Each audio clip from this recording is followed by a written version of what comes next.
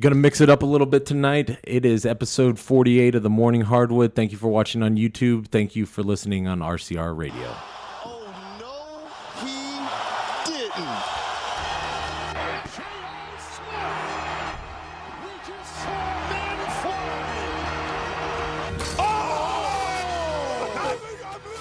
I'm leaving the building. I quit my job. I've never seen anything like that. And furthermore, don't bring that weak stuff in here. Anthony for three. Bang! That one goes down, and the game is tied. Oh! LeBron James with no regard for human life. He's in a Brady. Facial. Yes, and a foul. Those of you who are finding us on YouTube, that's part of our intro. I feel they got cheated, Todd. I need it. I feel like that the guys watching on YouTube that are supporting us, like they needed to hear the podcast intro. Yeah, like all 12 are very disappointed. Yes, all 12 of you. Well, it's episode 48, Todd. Sorry, Mom. We'll try to get that in for you next time. Yeah. My mom doesn't watch. My mom doesn't either. Happy Mother's Day, though. Yeah, I forgot all about it. Can't forget Mother's Day. Can't forget Mom. Maybe. Well, it's episode 48. The first 48, Todd. We made it. First, we got another 48 in the bucket. Maybe our aunts will start listening. Maybe we'll get a cousin or two. Maybe an uncle. At least maybe the moms. Yeah. Well, by next Mother's Day, we should at least get our mom to listen to one episode. Episode 100. They have to listen to. Yeah, we're almost there. Yeah, we'll just make it an all moms episode. Put it on CDs so they can listen to it. Yeah, maybe a tape. Get it for them. Yeah. Well, Todd, man, down Jerry, but I think that's fine. I'm Britt. This is Todd. I think we're going to carry it out for you. I know it's Tuesday, May 3rd. I know all the second round series are finally here after we had a couple game sevens on Sunday. And Todd, where do you want to start? What series you want to start at? I mean, I would say let's start with the game last night. San Antonio, OKC. NBA comes out today, says that the referees missed 5 calls in the final 13 seconds. And the Spurs still got an opportunity to win the game. They had a 3-on-1, and somehow they only ended up with a Patty Mills corner three-pointer that he airballed. So, yeah, I think we got to start there. Did you make it to the fourth quarter last night? I did. I watched the whole game. It was at 11, and I'm like, all right, Britt, just suffer another hour and a half. I passed out a little bit in the fourth quarter. I had to will myself to watch that game. I'm like, oh man. I had to stay on the couch. I couldn't get into bed. No. You go to the bed, you're done. I've learned that like the hard way. That like when you try to watch something in the bed, 2 minutes. No chance. No. That fourth quarter, Todd, I'll tell you, I was texting you. I was excited about OKC and what I saw, and I just kept waiting for them to blow it. Yeah. And I know you were ready for them to blow it, and I think they did everything possible to blow it. I can't believe San Antonio didn't execute time and time again down the stretch. What allowed, I thought they were going to win, is that first 4 minutes of the fourth quarter, they had Russell on the bench. And I'm thinking, Billy Donovan, this is your season. Right. What is he doing on the bench? Nobody else can even handle the ball. Like that doesn't look like an NBA team outside of Kevin and Russell. I don't know. I thought they played pretty good last night. I mean, the big men did. Yeah. The big men played. They played unafraid. I'm in no room to question, the Spurs and their coaching, but why is Patty Mills he got so many fourth quarter minutes? Like, he cost them the game. He was terrible. Not just that last shot, but I mean, he missed like 4 or 5 shots like late in the fourth quarter. There were shots missed everywhere by those guys, like throughout all the quarters. I felt like. No, I mean, the Spurs miss shots that they normally make, and the Thunder were just making everything. Yeah, that first quarter was something else. I mean, there was it's like they said, I think they started off 8 for 10 Yeah. to start the game. So it was like a really hot shooting streak. And then you just give those two any amount of confidence, and they're not going to pass the ball. No. Dude, they don't trust their teammates were a dick, dude. No. Nor should they. Nor should they. And that's what I love. You turned me on to Chris Webber. I really wasn't a fan, but listening to him call the game last night, He was awesome. He's solidified himself as a Yeah. bona fide announcer. Like Definitely. his commentating. He's my favorite. Yeah, He's my favorite. his color commentating is very. He's way better at color commentating than he was, and he was pretty good at the halftime show. Mm-hmm. I think he was better than Shaq, but he was just a little too gangster for white America, just a little too much for a halftime show. He always had his shoulders shrugged or something. Yeah, He looked like he didn't want to be there. I mean, even the way he talks, he can't take it out of him. No. I mean, it's in him, like it's in his blood. Yeah. Yeah, I mean, as he's calling the game, as he's calling that botch of the last play, I'm just like, oh, thank God. Yeah. OKC got one. So, I think that's it. you think that's I it? think that's it. I'm on the other side of it. I know. You think they get one back home? I think they get one, if not two, back home. I think the bench players are gonna play better at home. They weren't there. Deion Waiters hit one shot in the fourth quarter. I don't think anybody else even broke the rim. You know, as far as like grazing the rim on a shot. I remember there was a couple air balls that Steven Adams was able to kind of pick up and get some garbage points. They definitely made it interesting. Yeah, At least game 3. that was probably my favorite game of the playoffs. Yeah. I can't think of a Yeah. game I've sat and watched and had that much interest sitting there. And Yeah, it was probably the best game. Another good game was the Indiana-Toronto Game 7. I made it through that one, too. That one was late. yeah, I started that one. I didn't. Toronto did everything they possibly could do to lose that game. They scored 9 points in the fourth quarter and did not have one assist. How is that possible? And they still hung on to win. 9 points, no assists. Sounds like a. I mean, it was just horrendous to watch. Monte Ellis would just run down and jack up a shot. Then Paul George would do the same thing. And then Atlanta would just, Toronto would just stand around and do nothing for they wouldn't even break ISO until 12 seconds in the quarter or in the shot clock. And they would just ISO and one pass maybe and shoot. It was a clinic of inept offense. Yeah, Toronto is gonna have. Are you glad they won? Sure. Sure. Sure. I felt like it was good just for the sake of keeping the team together. Monte's got a little special place in my heart, so I was kind of pulling for Monte a little bit. And I like Paul George to come back. I thought they could give Miami a better chance than Toronto can, just because they got more talent. I completely agree with you. I think Miami's defense is going to be some issues. Yeah. Whereas Portland is just a team defense that doesn't have athletes. Cleveland, Miami, which is kind of cool. I like that. I like that. All right, we've got those two series we knocked out on Sunday. I know another series cleared up by the time we last episode, and that's Atlanta-Boston. Yeah. Atlanta kind of looked decent, or looked like they could beat a team with only one shooter. They made a run. Mm-hmm. They made a run. I think they took the lead in the late third. I just don't see it though. Still see it as a five game series. Yeah, I'm picking when we get to the series calls. I'm going to pick sweep on Atlanta, but I just don't see it. I felt like they showed Boston we're a better team. Boston, you still need better players. Is Miami Toronto tonight? Yes. Yeah. Yes, that's going on right now. So Miami Toronto. Is that the only game tonight? No, then we got Golden State and Portland on at 10:30. So game 2 of that.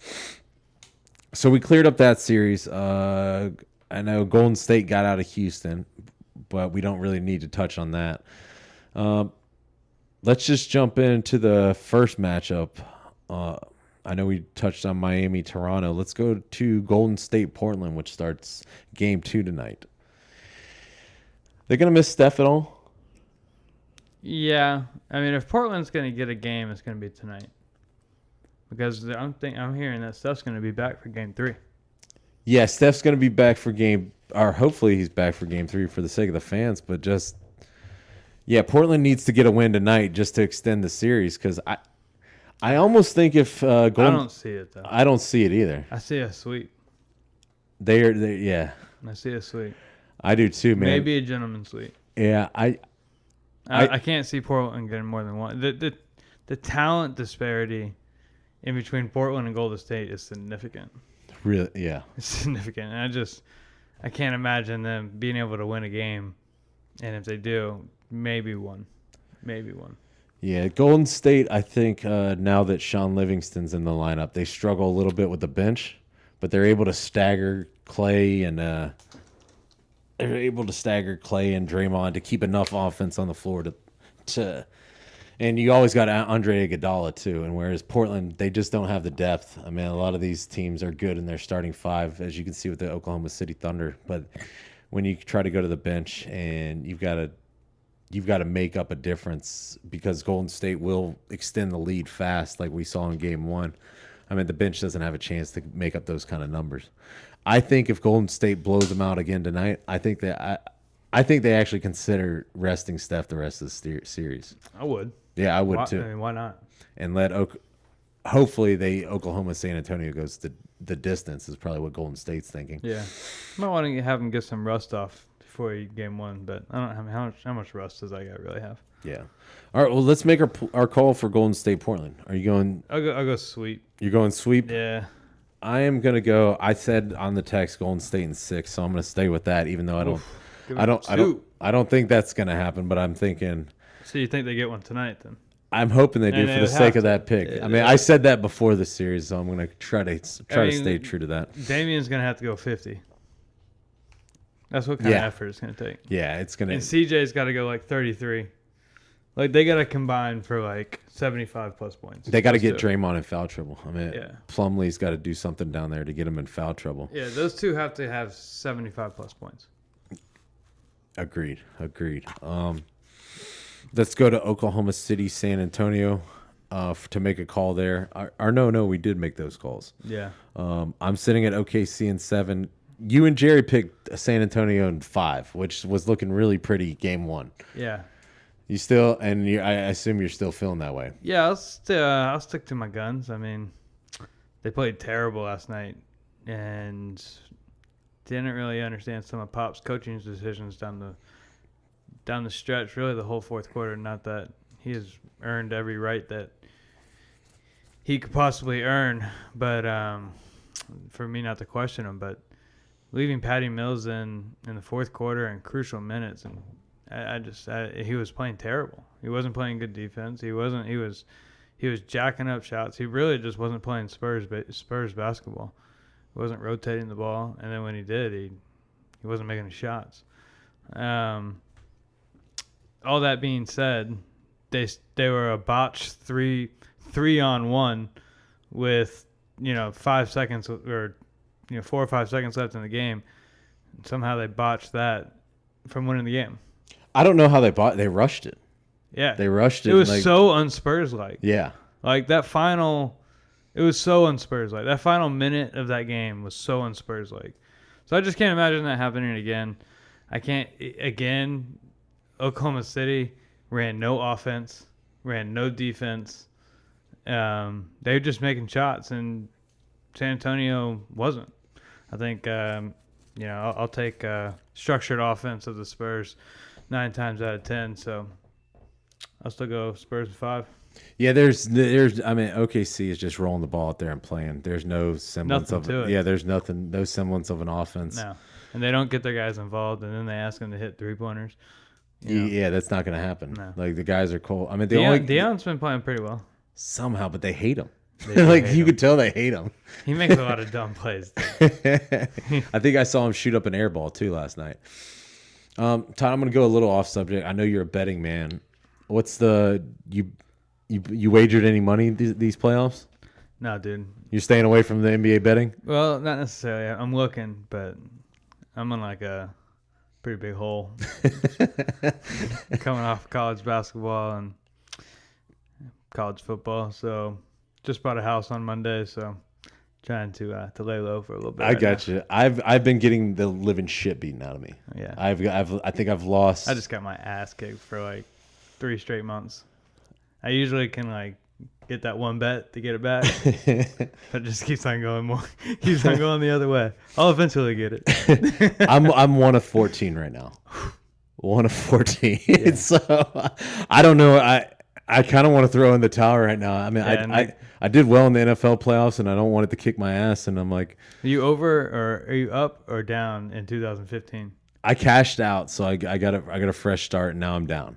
I'm in the hole. If I count, I'm down like 4,500 probably. I'm only down a couple hundred, but I'm not. I'm not. I'm trying to find a deal out there. Like I remember the only time I made money in the NBA playoffs is when I bet on my Orlando Magic years ago. I just followed that one team and stuck with them. I've done that too. And what year was that? The year they made the finals. Okay. They had to go against Boston. So that was the year they played Kobe. Yeah. Right. So in that same year, I just bet on Kobe every night. Like I would bet over under on those points, like individual points. I would bet. I would just rode the Laker train all the way through the playoffs, and he made me like probably $3,500 just Kobe. So you're betting on individual stuff, and then you're taking the odd. I love those bets. Well, and then the year that the Mavericks won 67 games, I probably won like $8,000 on Mavericks. I would bet Mavericks minus the points every night. You could just you could take Mavericks straight up and get great odds that year because they were underdogs in all 4 series. But 07, that was the year they won 67 games. Oh, you're talking about that far back. Oh, I Yeah. gotcha. So 2007. Yeah, the year that we got bounced by Golden State in the first round, but we were so good in the regular season. I would just take Mavs. I was the same thing I did with Golden State earlier this year, but then I started getting burned by Golden State. I couldn't quit them. I couldn't quit you. All right. What do you think about this theory, Todd? And I think it's I know there's kind of, I forgot the betting term that it is, but like anytime you have a big blowout, typically a lot of bettors like to bet the other team with the points. The next game. Yeah. And I missed the chance last night. Yeah. But I'm like, oh, fuck, there's the trend. Yeah. I need to just – you like that method? You ever use that method? Yeah, I use that a lot. In game 2 of the Mavericks OKC series, I bet Mavericks. There was like 9.5. So I was getting 9.5 and they won the game. I should have bet them outright. Yeah, you should. I bet OKC that game. Yeah. I got my ass kicked on game 1's the opening day. The next opening day, lost all those bets, and then tried to make back some more. Yeah, the Spurs last night were like 6.5. I thought that was pretty high. Yeah, and I say all this betting stuff to kind of segue to this. I've got the updated odds on the finals. Golden State Warriors are still your favorite. San Antonio's 2-1. Cleveland is 3.5 to 1. You like those odds for Cleveland or San Antonio? I like them for Cleveland. For Cleveland? Yeah, because they're in the finals. You're right. 3.5. Yeah. Like they're in the finals already. Yeah, you're right. I think that number can only go down. I might have to jump on that number. Like there's no way that they can. It's still too small of odds for me.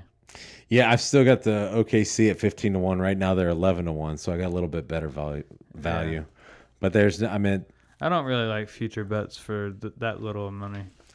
Yeah, I'm just too Jewish, man. I like my money. I can't wait that long for $300. You can't wait that. You know what I mean? Like if I'm gonna wait that long, it needs to be more. Yeah. All right. Well, let's head out east. Let's go to Cleveland Atlanta series. Did you watch game 1? Did you get your eyes on game 1 at all? I did not. Neither did I. I did not. Yeah, I watched the highlights. Seems like the Cavs were in control. Atlanta made a run, and then Cavs closed them out. The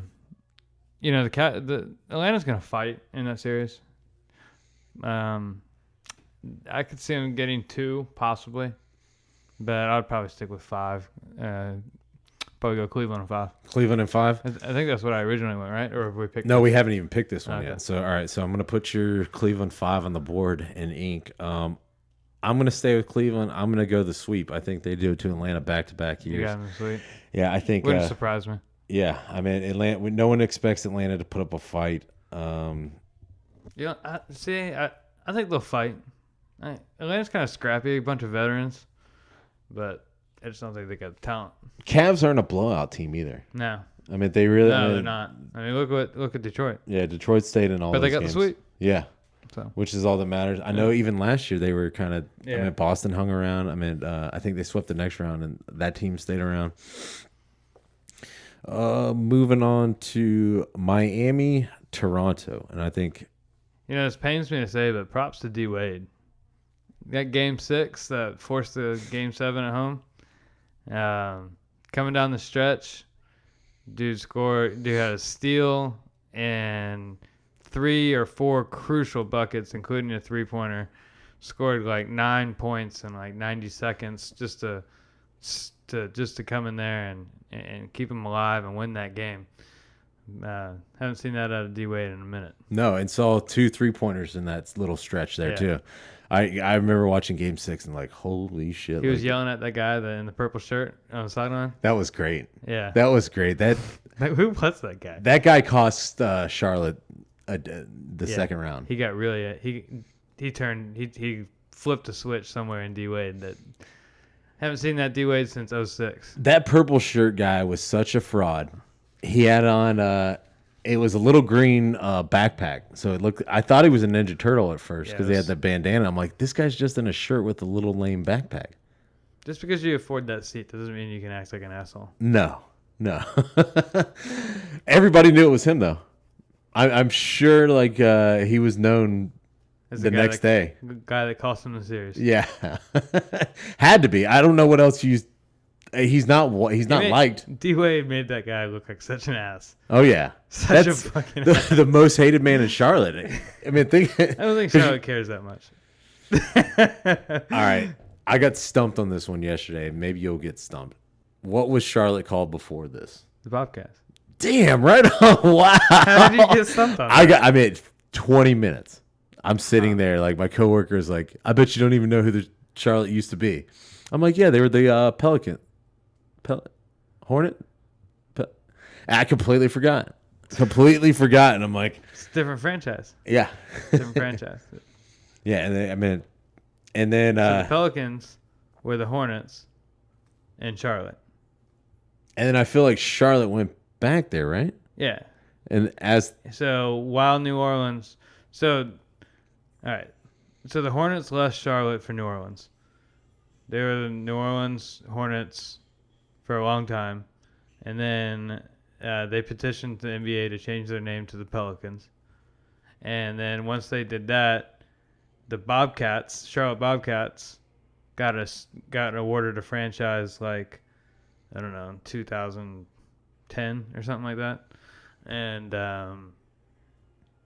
they were the Bobcats. And then when the Hornets unveiled their name, Charlotte asked for the Hornets name back. So now it's a different franchise than the Charlotte Hornets, but still the same colors and everything. yeah, same colors, and they put it on the teleprompter that the Hornets hadn't won a series since 2001, and I'm like, that's not really the Hornets.